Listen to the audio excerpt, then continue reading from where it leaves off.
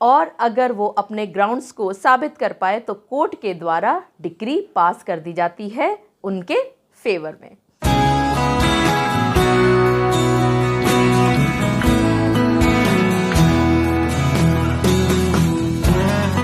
मेरे बहुत सारे सब्सक्राइबर्स मुझसे बार बार एक सवाल पूछते हैं कि पति तलाक लेना चाहता है लेकिन पत्नी कहती है कि वो तलाक नहीं देंगी। और यहाँ जो सबसे बड़ा प्रश्न आता है पतियों के मन में कि अगर पत्नी तलाक ना दे तो क्या होगा। जी हाँ, आप सभी ने बिल्कुल ठीक समझा। आज के इस वीडियो में मैं आप सभी के साथ उन सभी बातों पर चर्चा करने वाली हूँ। अगर इस तरह की परिस्थिति आपके सामने भी आ जाए तो ऐसी स्थिति में क्या होगा। मैं एडवोकेट मोहिनी मोना आप सभी का पुनः स्वागत करती हूँ और आप सभी देख रहे हैं अपना पसंदीदा चैनल मोहिनी मोना एडवोकेट। अगर आपने मेरे इस चैनल को अभी तक सब्सक्राइब ना किया हो या आप मेरे इस चैनल के लिए नए हैं तो इसको जल्दी से जल्दी सब्सक्राइब कर दीजिएगा ताकि आपको इसी तरह के सवालों के जवाब फटाफट मिल सके। जैसा कि मैंने आप सभी को शुरुआत में भी बताया था कि पत्नियां तो ये कहती हैं कि मैं किसी भी हालत में आपको तलाक नहीं दूंगी, क्योंकि उनकी मंशा कहीं ना कहीं ये होती है कि आपको और आपके परिवार को ज़्यादा से ज़्यादा परेशान कर सके।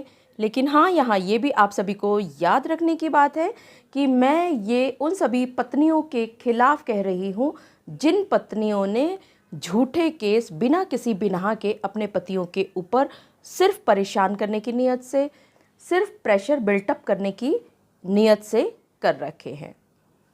यहाँ पर मैं आप सभी की एक और शंका का निदान करने वाली हूँ। अगर आपकी पत्नी कहती है कि वो आपको तलाक नहीं देगी तो क्या होगा। अगर पति कहता है कि वो आपको तलाक नहीं देगा तो आप पत्नी का क्या होगा।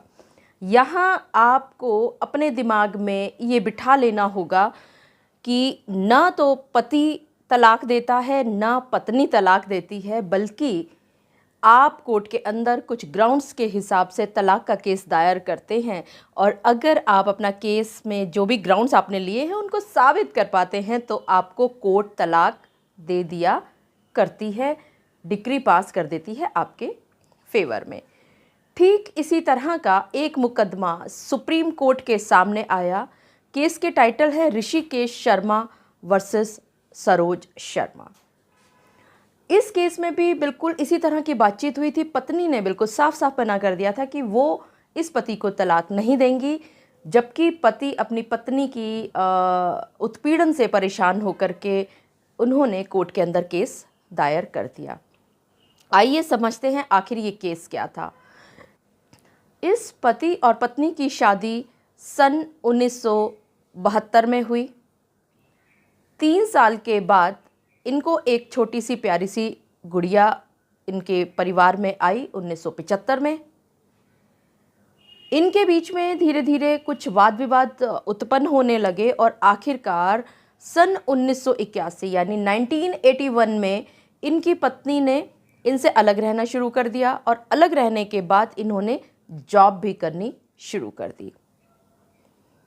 धीरे धीरे धीरे समय गुजरता चला गया और आखिरकार पति ने सन 1989 यानी 1989 में डिवोर्स का केस दायर कर दिया ग्वालियर कोर्ट के अंदर। और यहाँ पर इन्होंने 2 ग्राउंड्स लिए इस तलाक को मांगने के लिए, मेंटल क्रूएलिटी एंड डिजर्शन। यहाँ पर इस पति ने ग्वालियर कोर्ट के अंदर जो केस दायर किया अपनी पत्नी के खिलाफ, वहाँ पति ने 2 ग्राउंड्स पर डिवोर्स डिक्री की मांग की, मेंटल क्रूएलिटी एंड डिजर्शन, यानी कि मानसिक क्रूरता और बिना किसी कारण के पति को छोड़ा जाना।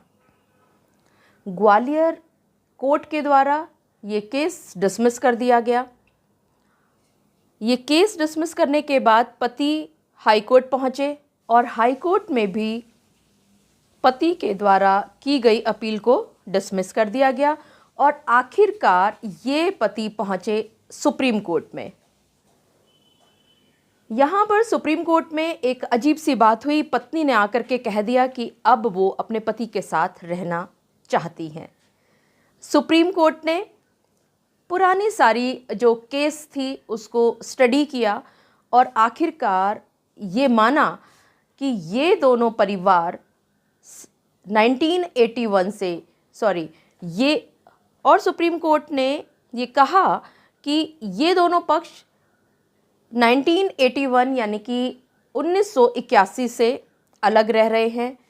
हालांकि पत्नी ने ये कहा कि वो 1981 से नहीं बल्कि 1989 से अलग रह रहे हैं। सुप्रीम कोर्ट ने निचली कोर्ट्स की फाइल देखी और जब उन्होंने ये पाया कि इस पत्नी ने अपने पति के विरुद्ध बहुत सारे क्रिमिनल केसेस किए हुए हैं और ये बिल्कुल भी संभव प्रतीत नहीं होता कि उसी घर में रहते हुए इतनी सारी लिटिगेशन, इतने सारे केसेस इनके बीच में चल रहे होंगे। इसी के साथ साथ पत्नी ने अपने जवाब दावे में एक बात और कही थी कि ये जो पति है इसने किसी और से शादी कर ली है और ये उसके साथ रह रहा है। हालांकि ये भी सच है कि ये पत्नी अपने किसी भी एलिगेशन को प्रूव नहीं कर पाई और सुप्रीम कोर्ट ने इन दोनों एलिगेशंस को बेसलेस एलिगेशंस माना।